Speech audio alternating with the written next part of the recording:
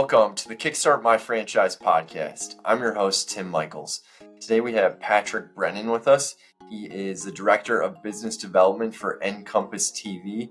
Welcome to the show, Patrick. Thank you so much, Tim. Huge fan of the show, and I really appreciate you letting me come on. Thank you. No need to lie to everyone. I appreciate it, though. So I guess, Patrick, first basic question is, what is Encompass TV? Great question. So we are a community-focused digital billboard network. So we specialize in indoor digital billboards inside of local places where people eat, shop, and play, where they do their day-to-day living, like restaurants, bars, gyms, retail stores, really anything within the community. But the whole point being, it's basically an interconnected network of TVs inside of businesses in the local community. Got it. And is this a franchise? It is not a franchise. We are similar in nature, but we're actually a business opportunity. The main difference being that our dealers, instead of franchisees, operate under their own names. They choose their own branding. We help them with that, but they set their own prices. They have full control over their business, but we provide all the services and support on the back end to allow them to go run and scale their business. Got it. So how do you guys make money then if you're not collecting royalty payments? Great question. So we have a flat fee model, service fees only. So we charge $500 flat for unlimited graphic design. So we make all the content and ads for our dealers and their clients. We make their website and all that as well, and all the branding. But and for unlimited training as well and consultation. So they can pick up a phone anytime. They can sign up for training anytime. We have ongoing webinars every single week as well, all for $500 flat per month. And then we charge $75 per billboard unit per month, which is for the software, the support on that side of the business, and license keys as well.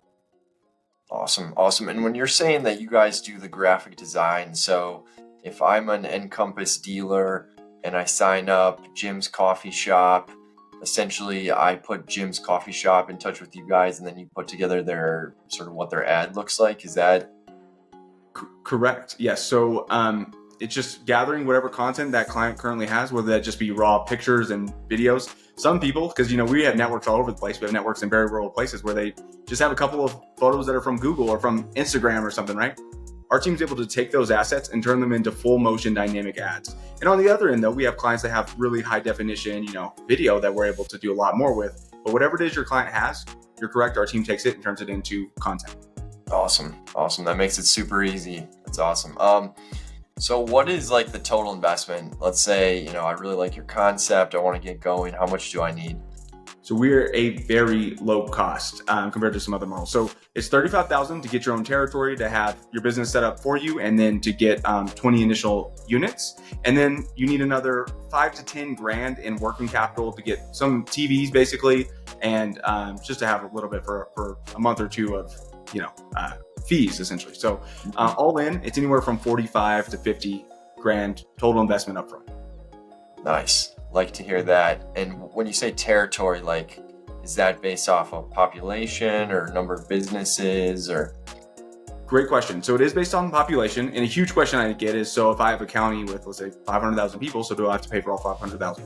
No. So we freeform our territories. They are based on population, but we literally sometimes go between a lake and a road, right? So we do base it off population, but it's completely freeform drawn. And can you walk me through the mechanics of if I become a dealer, is dealer the right term? Correct, yes. Okay, if I become a dealer of Encompass TV, how do I actually make money? Where does the money flow and what does that look like? Great question. So it comes from a couple different areas, but mostly the residual revenue from advertisers on your screens. So the way our model works is you partner with local brick and mortar businesses. Those businesses, they get a lot of value. It's not a rev share model. So if you're placing a screen in someone's business, they're not getting any of your revenue. Instead, what they're getting is exposure throughout the community. So we make them an inside ad inside of their business for promoting, whatever specials, products they have going on inside. And then we play them on 5 other businesses that are non-competing businesses. So we won't play a restaurant, but we'll play a restaurant, a gym, and a barbershop, what have you.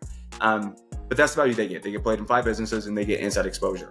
But to answer your question, where does the revenue come in? It's from the advertisers that then advertise either on ad slots or on sponsored content across the network. So for instance, you'll have a realtor come on board and they have the choice of, hey, you can have a 15, 20, 30 second ad slot. You can pick which screens you want to be on based on the locations I'm in, the towns I'm in, things of that nature. Or we have content like the weather that you're able to put your logo on and have an intro and outro to as well. So that's where the primary revenue comes from. We also have a number of digital marketing products and services. They are all done by our team in-house. So that allows our dealers to build up multiple revenue streams for one, but also to build full-scale omni-channel campaigns for their clients. And who are the typical customers? I think you hit on a few earlier, but can you just give us some of the buckets? Yeah, absolutely. When it comes to actually placing the screens, we call them host locations. Those host locations are going to be really any brick and mortar place that has high traffic. So restaurants, bars, gyms, what have you. But on the advertiser side, it's really going to be a lot of the ones you already see advertising everywhere. So real estate, insurance, doctors, attorney, any sort of contracting company like plumbers, electricians, roofing, painting, whatever it may be, they already spend a lot of money. But the cool thing is with having a billboard network like this with very low overhead, you can have much smaller clients as well. So maybe it's a local snow cone stand that only has $200, $300 a month to spend. We can still cater to that level of client. That's not going to be the bulk of your clients, but just to show you the flexibility of who we're actually able to work with. Mm-hmm. I'm just trying to wrap my head around one thing. So it seems like there's probably two different types of customers. There's one customer who has the actual TV in their location, and then there's another customer who doesn't have a TV but advertises on the TV. Is that a good way of thinking of it? That's correct. Mm-hmm. Okay. And if I have the TV in my location, like I'm a bar owner or whatever the location is, what is the advantage to me? It's versus like if I just advertise on other people's TVs? Great question. So they are able to advertise essentially for free on 5 locations, as well as have some exposure inside of their business as well, get their own commercials inside their business. So that's the major advantage. But even then, a lot of those host partners, even though they get to start out with 5 screens for free or to play on 5 screens for free, we're able to upgrade a lot of them, whether it be digital marketing products or get them more exposure because they're seeing a lot of traction with 5 screens, but really we have 50 screens and they want to be seen elsewhere. We're able to upsell them in other areas. But that's the main advantage for them, is that they get a lot of free exposure for letting us place a screen in their business. As far as like what's actually running on these screens, like is it just straight commercials or is there other stuff that's playing? Great question. It's a lot of content as well. So you will have the commercials, but it'll be a ton of different types of content. So the local weather, we even have local news headlines, local sports standings, even down to the high school level. Our whole niche is local. So we have a lot of local content, and we can even make content. Let's say we're here in Denver, where I'm located, top hikes to do in this area, just things that draw interest and spark conversation. Here's some of the events going on this summer at Red Rocks, whatever it may be, right? So that's one aspect of the content, but we also have a lot of other content that you may already be familiar with, like extreme sports. We even have puppy videos, whatever it is. Dealers have a huge library to choose from, and we're constantly updated it literally almost every day. And trivia, brain games, all kinds of stuff. So to answer your question, it's a whole lot of different content, but our whole lane is local. So that's what we really prioritize first. Got it. Okay. Can never have too many puppy videos. Yeah, right. So as far as like the role of an actual dealer, like I become a dealer, then what am I doing? Is this something that most people are doing full time? Can it be done part time? Great question. So yes to both. So yes, it can be done part time. We recommend doing it full time because obviously the more energy you put into anything, the more you're going to get out of it. And we'd rather help our dealers grow something huge over time. But you can have it as a part time kind of side hustle, if you will. And in terms of their primary role, with us handling most of the admin work and especially all of the graphic design for their clients, and even in the digital marketing side, we do all the work for them, pass along reports to their clients. We even meet with their clients on the digital marketing products every single month. So dealers' primary responsibility is to just build relationships, go meet people in their community, have a heck of a lot of fun, and let us do all the heavy lifting. Nice. And as far as just like what you would say, as far as like why somebody should become a dealer, like what are some of the best, advantages or positives of becoming a dealer? Absolutely. Low startup costs, so obviously lower risk, low overhead because you don't need employees, you don't need an office or store. You can run this 100% from home or on the road in Fiji if you really wanted to, and your business runs itself based on how our software is set up. So that's a huge advantage, not having to be so hands-on all the time. So a lot of flexibility there.